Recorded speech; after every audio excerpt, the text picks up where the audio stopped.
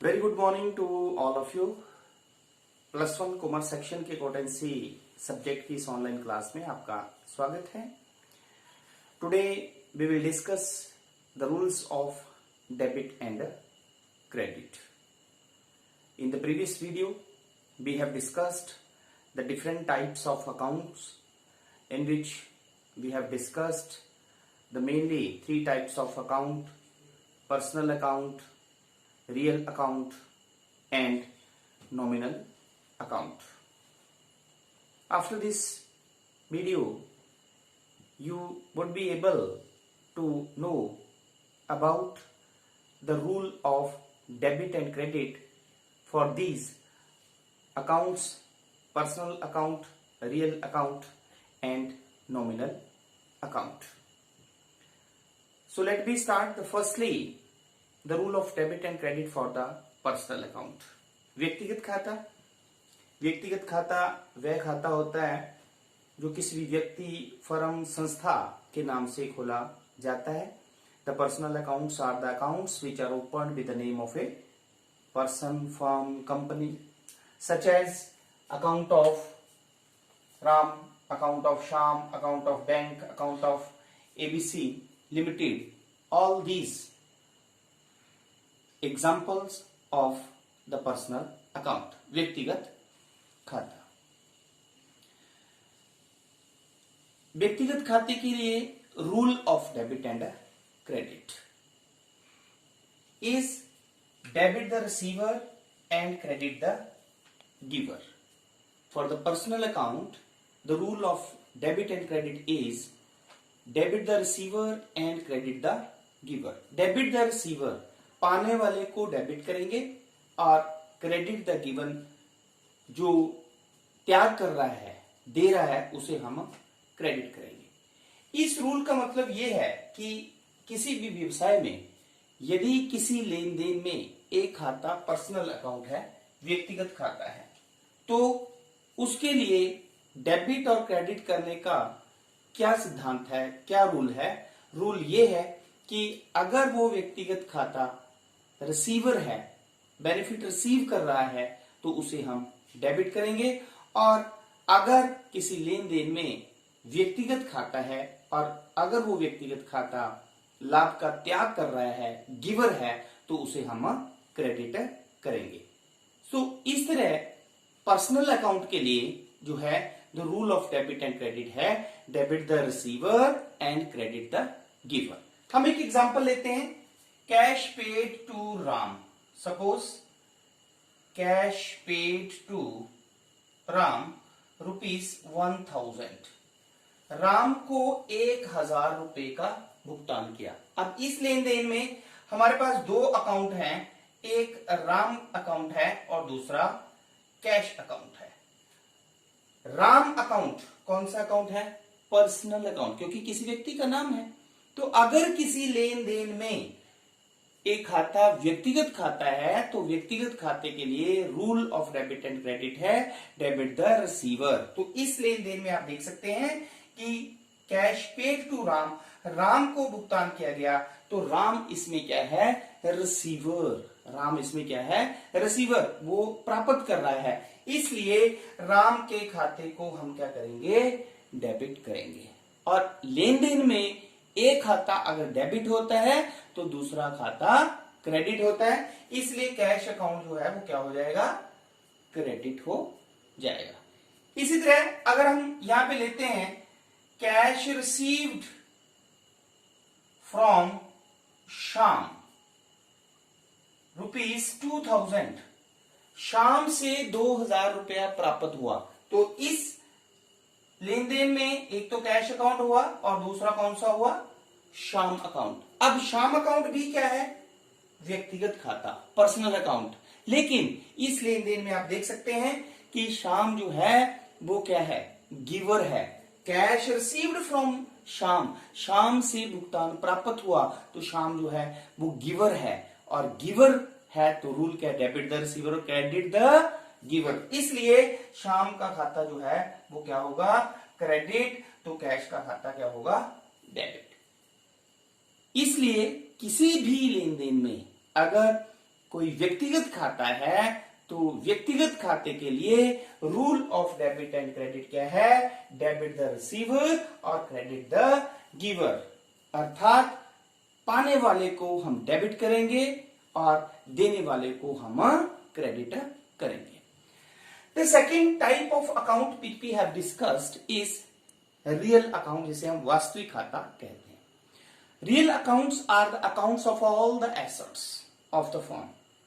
किसी भी व्यवसाय की संपत्तियों से संबंधित जो खाते होते हैं उन्हें वास्तविक खाते कहते हैं। फॉर एग्जाम्पल, जैसे कैश का खाता है, कैश अकाउंट है, मशीनरी का खाता, मशीनरी अकाउंट, गुड्स का खाता है, गुड्स अकाउंट, फर्नीचर का खाता है, furniture account. All these are the accounts of assets of the business, इसलिए इसे हम रियल अकाउंट कहते हैं। तो अगर कोई वास्तविक खाता है, रियल अकाउंट है, तो रियल अकाउंट के लिए rule of debit and credit क्या है?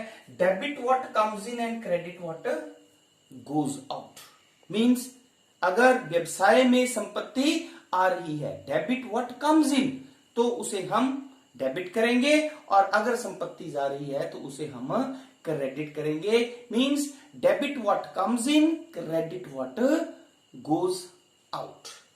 इसे हम एक एग्जांपल की सहायता से समझते हैं। मान लो हमारे पास लेन देन है, फर्नीचर परचेज्ड ₹1000, हमने 1000 रुपए का फर्नीचर खरीदा।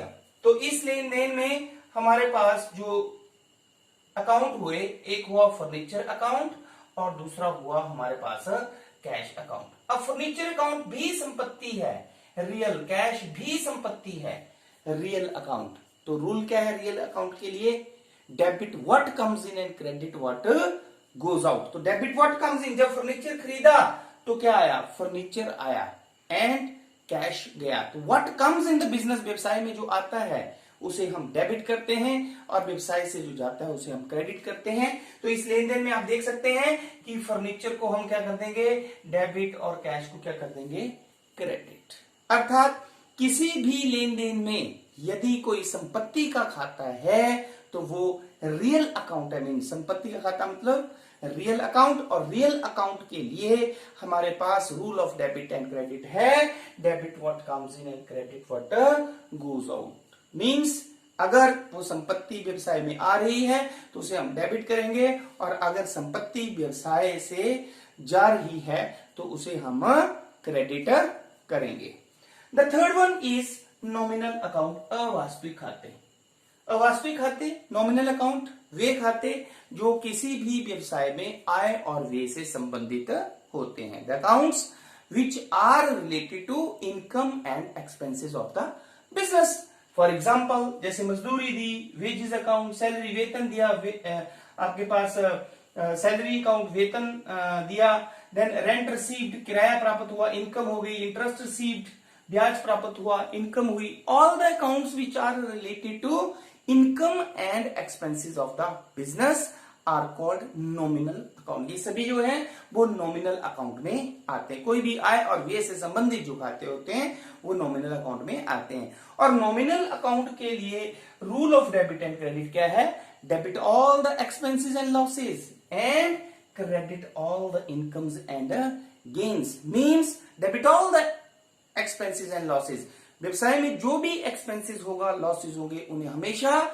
डेबिट किया जाएगा। And credit all the incomes and gains, और व्यवसाय में अगर कोई गेन्स है, प्राप्ति है, या लाभ है, या आय है, तो उसे हम क्रेडिट करेंगे। We will take an example. Suppose we have salary paid. हमारे पास ट्रांजेक्शन है, सैलरी पेड ₹5000, हमने जो है वो वेतन दिया 5000 रुपए का। तो इस लेन देन में आप देख सकते हैं हमारे पास जो खाते हुए वो एक सैलरी अकाउंट हो गया, और दूसरा जो है वो कैश अकाउंट हो गया। तो सैलरी अकाउंट कौन सा अकाउंट है? नॉमिनल। क्यों?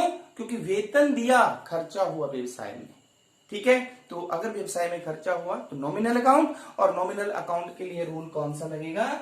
Debit all the expenses and losses. Means कोई भी व्यवसाय में अगर कोई खर्चा है तो उसे हम डेबिट ही करेंगे। और कैश अकाउंट क्योंकि एक व्यवसाय की संपत्ति है तो वो व्यवसाय से जारी है इसलिए उसे हम क्रेडिट करेंगे.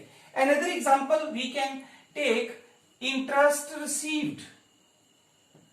Interest received ₹1000, हमें 1000 रुपया जो है वो ब्याज प्राप्त हुआ. तो इस लेन देन में हमारे पास जो है one is cash account and the second is interest received account. तो interest received फिर किस में आएगा? Nominal account में. क्यों? Because it is income. All the incomes comes under nominal account. और रूल है incomes के लिए credit all the incomes and gains. तो इसका मतलब interest received को हम क्या करेंगे? क्रेडिट करेंगे. और कैश क्योंकि व्यवसाय की संपत्ति है इसलिए वो डेबिट व्हाट कम्स इन, तो वो डेबिट हो जाएगी. कहने का मतलब ये है कि व्यवसाय में कोई भी ऐसा लेन देन जिसमें जो है वो एक्सपेंसेस है, इनकम्स है, तो वो नॉमिनल अकाउंट होगा.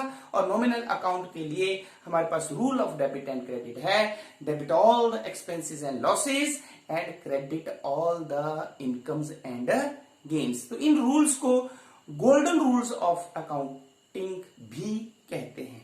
तो आज के इस वीडियो से हमने personal account, the rule of debit and credit, debit the receiver, credit the giver, real account, for the real account the rule of debit and credit is debit what comes in, credit what goes out. And for the nominal account the rule of debit and credit is debit all the expenses and losses and credit all the incomes and gains. ये discuss किया. तो I hope कि इस video के बाद आपको golden rules of accounting जो है वो समझ में आगे होंगे. Thank you very much.